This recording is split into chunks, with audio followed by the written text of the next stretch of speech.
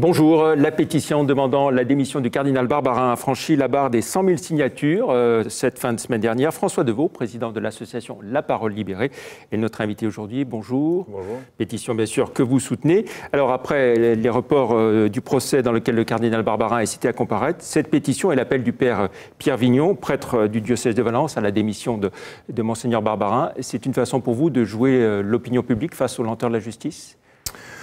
C'est une façon de proposer le débat et la réflexion, et on est très content d'avoir quelqu'un en interne qui rejoint notre réflexion et en effet se pose la question de quelqu'un qui occupe le poste de premier évêque de France. Quand on sait, quand on connaît les faits, ça pose des questions sur ses capacités à poursuivre. Et vous pensez qu'une pétition peut faire bouger les lignes, clairement?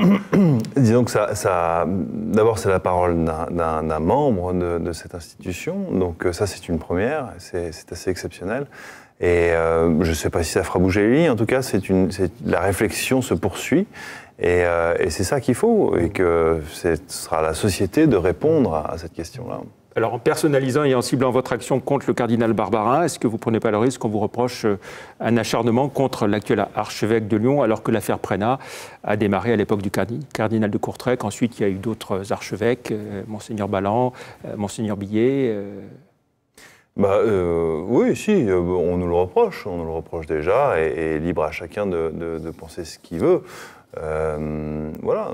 Après, il y a un certain nombre d'éléments dans la procédure, et le cardinal Barbarin l'a reconnu lui-même. Il était parfaitement au courant des faits d'agression sexuelle, comme ses 4 prédécesseurs. Donc ça fait 50 ans que le diocèse de Lyon est au courant que cet homme-là est en proie à des dérives très graves et que personne ne fait rien. Donc voilà, est-ce qu'on peut considérer que c'est un acharnement? Est-ce que l'acharnement, il ne faut pas en avoir dans des faits aussi graves? Quand on voit une ampleur comme ça, mondiale, universelle, de ce fléau-là, et à chaque fois qu'un gouvernement a mis en place une enquête, on a révélé des faits dans des proportions atroces. Alors justement, à propos de l'ampleur du mouvement, cet été a été marqué donc, par les révélations et confirmations tous azimuts d'affaires de pédophilie dans l'Église, en Pennsylvanie, en Australie, en Irlande, en Amérique du Sud. Est-ce que vous-même, vous avez des contacts avec d'autres associations de victimes dans ces différents pays?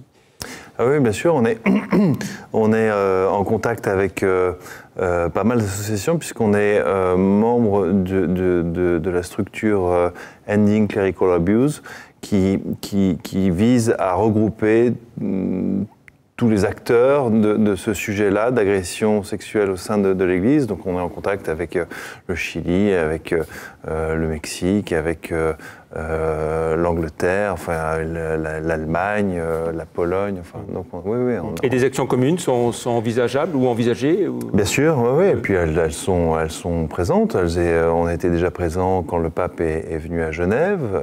Ils étaient également présents en Irlande. Ça a été un peu moins relevé médiatiquement, mais oui, il y a une union des forces par rapport à ce sujet-là, et parce que la réponse doit être globale, parce que la problématique l'est globale. Vous avez beaucoup espéré du pape François. Est-ce que vous avez été déçu de la façon dont il gère ces questions, et notamment de ses dernières déclarations sur l'homosexualité et la psychiatrie? Alors déçu, oui. L'homosexualité est encore un autre sujet, et il est délicat de le rapporter à la pédophilie. Bon, la position sur la psychiatrie et l'homosexualité, je laisse chacun. Moi, je suis pas spécialiste mais bon, on a tous un peu la même idée là-dessus. C'est assez aberrant d'entendre des propos comme cela. Mais oui, déçu par le pape, c'est évident, et le monde entier l'est, voilà, ce qui s'est passé en Pennsylvanie le prouve encore, et comme je vous le disais, à chaque fois qu'il y a une autorité dans un pays qui est venue demander à des diocèses d'ouvrir leurs archives, à chaque fois on est arrivé à des proportions qui sont astronomiques.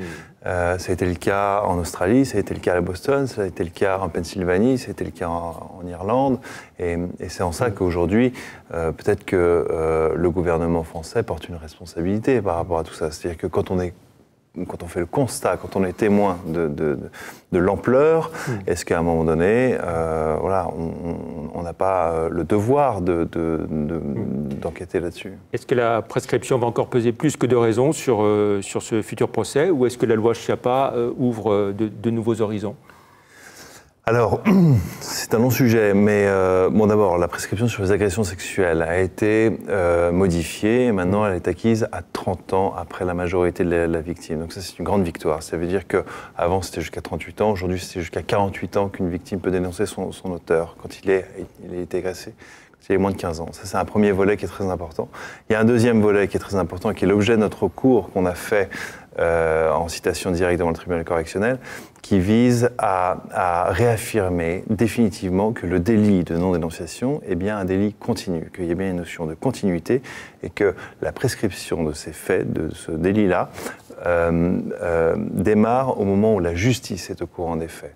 Et ça change considérablement la donne, parce que ça rappelle que tout citoyen français a l'obligation d'informer la justice quand il est en connaissance de faits d'agression sexuelle sur mineurs. Très bien. Merci beaucoup François Deveau d'être venu dans l'invité de la rédaction. Merci, au revoir.